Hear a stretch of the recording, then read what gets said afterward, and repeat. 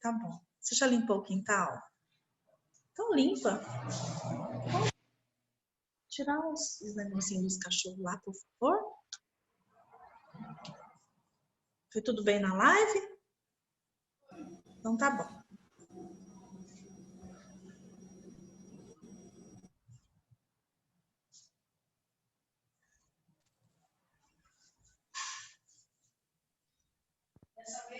Tati, tem uma coisa muito interessante que está acontecendo, que eu estava vendo essa semana, e desde que aconteceu aquele caso daquela menina de 10 anos que foi estuprada, que apareceu grávida, Sim. rolando toda uma campanha na internet, né, de conscientização, assim, dos pais e dos profissionais de educação em relação ao corpo da criança, né, aonde que ela pode ser tocada. E achei muito legal com aquele negócio das canetas, Do semáforo, já tipo, viu do semáforo? igual do semáforo. É vermelho, verde e amarelo, né? Onde que você pode ser tocado e onde que você não pode. Eu achei isso muito bom e muito importante. Até para esses casos aí a gente nem pensa às vezes, até para nossa profissão, né? O que é que a gente pode ensinar para criança em clínica, por exemplo? Isso pode ser trabalhado, né? Autocuidado, sim. A gente tem que dar. Eu tenho filhos, né? Tenho criança ainda. É um cuidado muito sério que a gente tem que tomar, explicar para a criança onde ela pode se permitir ser tocada e onde não. Aquela figurinha do semáforo é joia, porque mesmo que a gente diga que partes íntimas não podem ser tocadas, às vezes para a criança não fica claro o que é parte íntima, né? Então, colocar um sinal verde no rostinho da criança, ela pode ser tocada no rostinho, ela pode ser tocada no ombro, no braço, né? Agora, ser tocada no abdômen, a parte do abdômen inteira é uma parte complicada, principalmente da menina, porque o menino só tem a genitália da cintura para baixo, que seria mais importante de não ser tocado. Mas a menina tem, mesmo não existindo seio, ela ainda não pode ser tocada nessa área, né? Então, é muito importante sim, Ana Luísa. Eu estou acompanhando a campanha, estou recebendo vídeos, textos a respeito. Quando eu já fiz oficinas com alunos de psicologia escolar no estágio, a gente sempre trabalha sobre isso, sobre o autocuidado, que não é algo que a gente precisa ensinar, repetir essa campanha só para os adultos, mas a gente tem que ensinar isso para as crianças. Elas precisam saber a se defender, né? E não ter dúvidas de quando pode ou quem pode encostar nela e que jeito.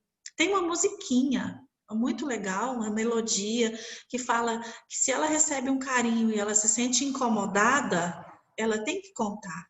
Ela tem que contar ou para a mamãe ou para a professora, qualquer pessoa que ela goste muito.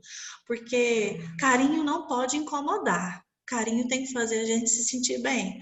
A partir do momento que você receber um carinho, porque assim, o pedófilo, o predador, ele não vem ferindo a criança.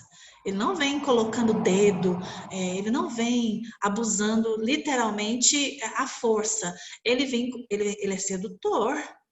O pedófilo é muito sedutor.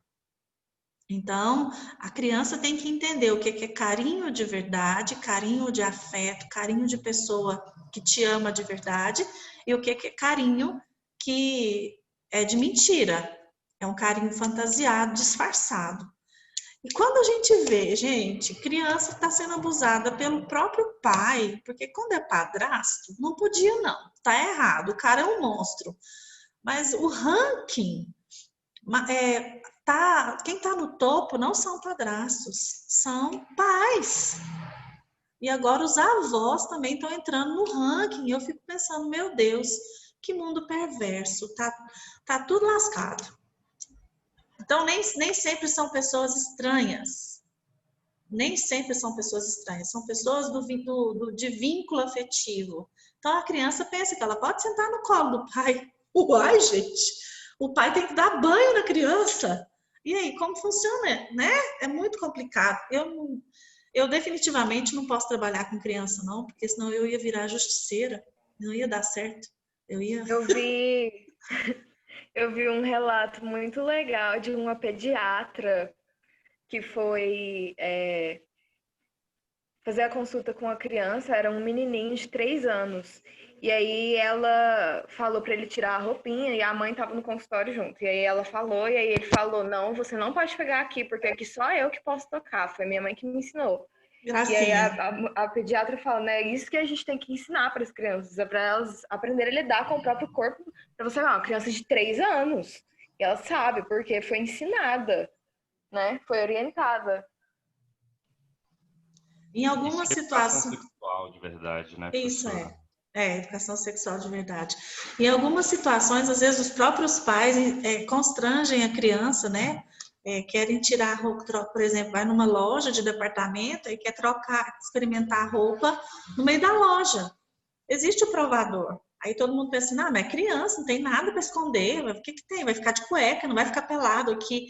Poxa, eu estou expondo o corpo do meu filho, da minha filha, não pode. Então, sim, nós temos que respeitar a privacidade, respeitar a intimidade.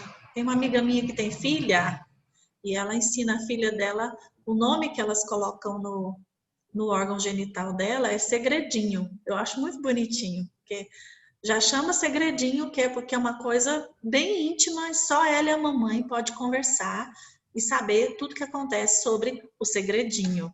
Então, eu achei muito fofo esse jeito da mãe ensinar para ela se proteger, né? Bom, deixa eu inverter aqui, compartilhar a tela de novo para a gente chegar na conclusão do artigo. 1995, foi publicado um artigo chamado Criando Falsas Memórias, Remembering Words Not Present, relembrando, recordando palavras que não estavam na lista. Dessa vez, eles apresentaram de novo o mesmo estudo realizado lá em 1960 pelo Dizzy, só que aquele da lista, né, de inserir novas palavras ou não, só que dessa vez, gente, ao contrário do que aconteceu lá nessa década passada, naquela época o estudo não teve muito impacto na comunidade científica. Só que como isso já veio se transformando e a comunidade científica passou a ter foco na importância de se estudar sobre memória e falsa memória, dessa vez, o estudo já teve um impacto tão grande que criou-se um código, criou-se um paradigma de estudo das falsas memórias que ficou conhecido como DRM, que são as iniciais dos autores do estudo. Desses nomes aí, ó, Dizzy, Rodiger e McDermott. Então, é melhor a gente falar DRM, que é mais fácil do que ficar lembrando o nome desse povo esquisito aí. Então, já existia, em 1959, o Dizzy fez esse experimento sobre falsa memória, só que não foi reconhecido. Aí agora, em 1995, é que o experimento repete, e aí sim, existe agora esse paradigma DRM, que as pessoas reconhecem que existe um estudo sobre falsas memórias. O nome do Dizzy está aí no primeiro lugar, porque foi o primeiro que fez o experimento, e os outros dois que replicaram o experimento dele em 1995. No final da década de 50, os erros de memória, eles eram vistos como percalços, como probleminhas que aconteciam.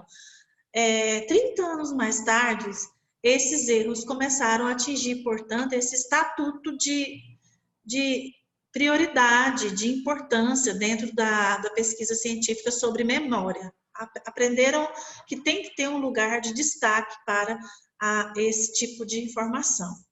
Então, as falsas memórias, elas acreditavam-se e concluiu-se que as falsas memórias, elas são produzidas ou internamente, por associação, ou externamente, por alguma indução, ou seja, a memória, ela é organizada, ela é um processo de informação e ela pode ser conduzida, ela pode ser ativada com informações que a gente já tinha anteriormente.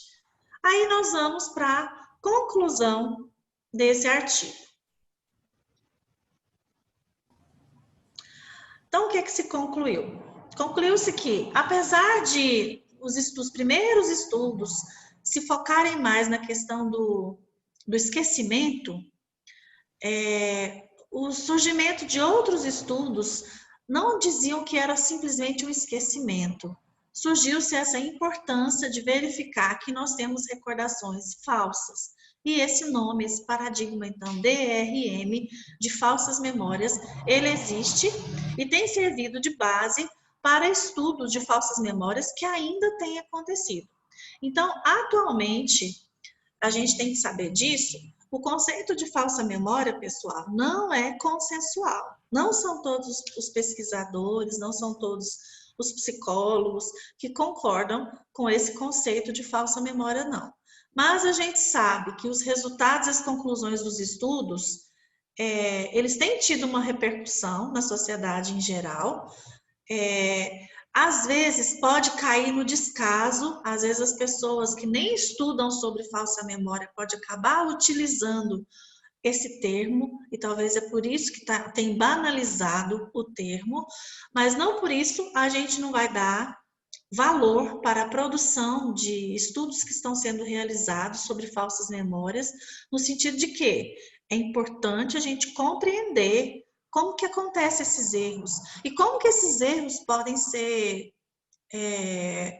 fatais em alguns casos, podem ser, a gente pode utilizar essa teoria tanto na psicoterapia, no atendimento, a gente tem que estar atento a isso.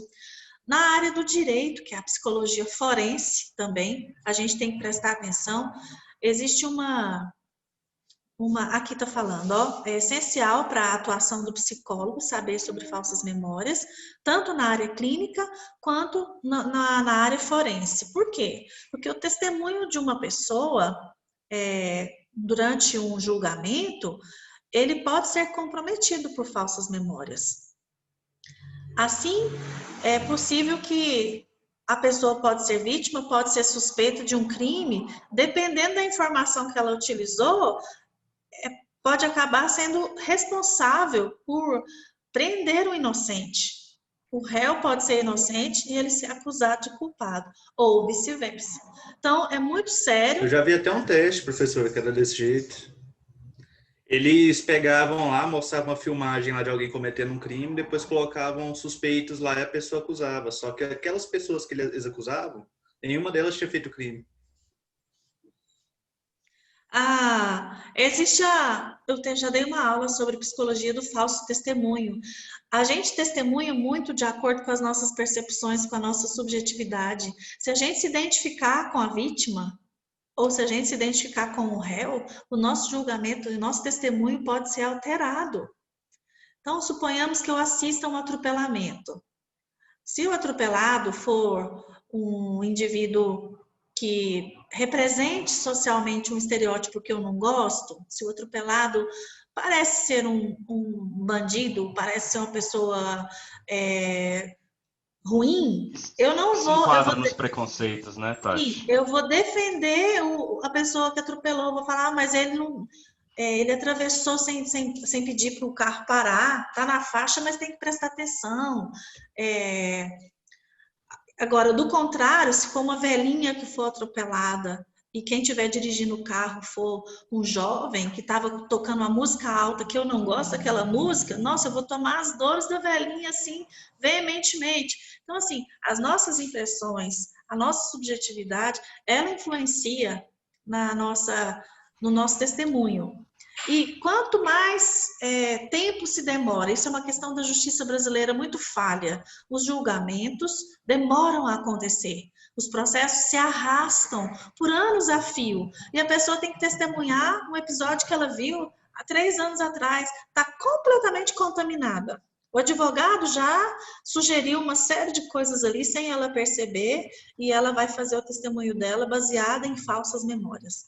Então, gente, para concluir, nesse sentido que a gente conversou hoje, por todos os motivos que a gente mencionou, é muito importante que o fenômeno das falsas memórias seja levado em conta durante o exercício da prática profissional do psicólogo. A gente não pode descartar a importância de entender sobre esse conceito. Ok? Tati, Oi. existe alguma maneira de você não evitar, né? Que eu acho que é meio impossível, mas você ser mais assertivo nesse quesito das memórias? Eu imagino que se a gente tem um senso crítico um pouco mais apurado, né? E a gente tem uma quantidade, um repertório de valores bem estipulados como ser humano, eu acho que isso fica mais difícil de acontecer. Sim, Você sem dúvida, concorda? concordo. A partir do momento que a gente tem conhecimento de causa, a gente conhece que isso acontece, a gente tem consciência, então a gente vai se auto-vigiar. Uhum. E como profissionais da psicologia, como pesquisadores, como cientistas, quando a gente vai escrever uma pesquisa, a gente aprende a fazer um processo chamado de observação e descrição. Quando nós vamos descrever uma cena, quando a gente vai descrever um fato, ele deve ser descrito sem inferência de emoção, sem inferência de subjetividade. Então, eu descrevo a cena como ela é. O que eu vi? Eu vi um homem atravessando, uma mulher de idade, ela estava atravessando a rua na faixa de pedestres. Eu ouvi um barulho de uma freada. Eu escutei o barulho da velhinha caindo. Pronto, essa é a cena. Agora, quer ver ela diferente, cheia de subjetividade? A velhinha, gente, tão Bonitinha. bonitinha, atravessando a rua direitinho, banou a mãozinha. O cara vem, tá nem aí, esses caras tá nem aí, dirige de qualquer jeito. E vai, Adolescente. pô, acabou com a velha, parece até que queria matar. Perceberam a diferença? Tendencioso mais, né? Então, quando Eu a gente tava. vai resgatar uma memória, tem que ser da mesma forma.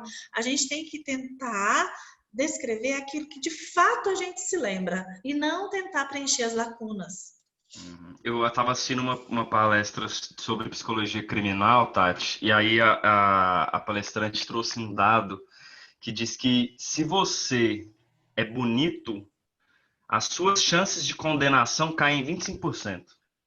Já pensou que beleza? Só pelo fato de você ser bonito. Você pode ter cometido o crime mais, sabe, a atrocidade maior do planeta. Suas chances caem em 25% de você ser condenado só pelo fato de você cair na Eu graça do. acredito. Se é bonito, depende da roupa que está vestido. A gente sabe disso até quando vai fazer uma entrevista para tirar um visto. Até quando a gente vai passar na alfândega. Quando eu fui para a França, eu passei na alfândega, ninguém nem olhou para mim. Como diz meu amigo também, você tem cara de francesa. Eu sabia falar o idioma. Eu entrei no país conversando no idioma que o país. Aí meu amigo foi comigo, barbudo, magrinho, cara de árabe. Ele ficou 2 horas fazendo entrevista, quase que ele não entra, quase que ele volta, manda de volta. Porque, gente, estereótipo. Então, assim, infelizmente, nós somos julgados pela nossa aparência, pela nossa altura, pela nossa cor, pelo jeito que a gente se veste, por tudo. Isso são estereótipos, não adianta. Em prol da segurança de um país, você acha que está certo ou errado, Tati? Vou responder igual psicólogo, depende. Depende. Psicólogo adora falar um depende. Depende das variáveis. Depende de onde que eu estou, de qual lado que eu estou. Nessa situação que eu acabei de contar, eu achei um absurdo, um exagero. Eu queria que o meu amigo entrasse, né?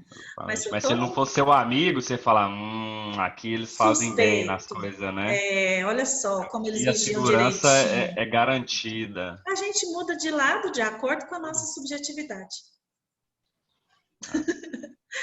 Bom, pessoal, vou encerrar por aqui. Vejo vocês na terça, né? Na aula de trânsito e de estágio escolar, ok? Muito obrigada por terem ficado aqui, participando comigo até agora. Deixa eu ver quantos que tem. Tem 15. Beleza. Bom fim de semana. Me manda o link do filme do psicólogo lá que o professor Wilson passou, que eu me interessei. Tá. Eu Tá vou bom? achar e eu te encaminho. Tá bom. Beijão. Beijão, Até terça. gente. Tchau. Tchau. Fiquem em casa.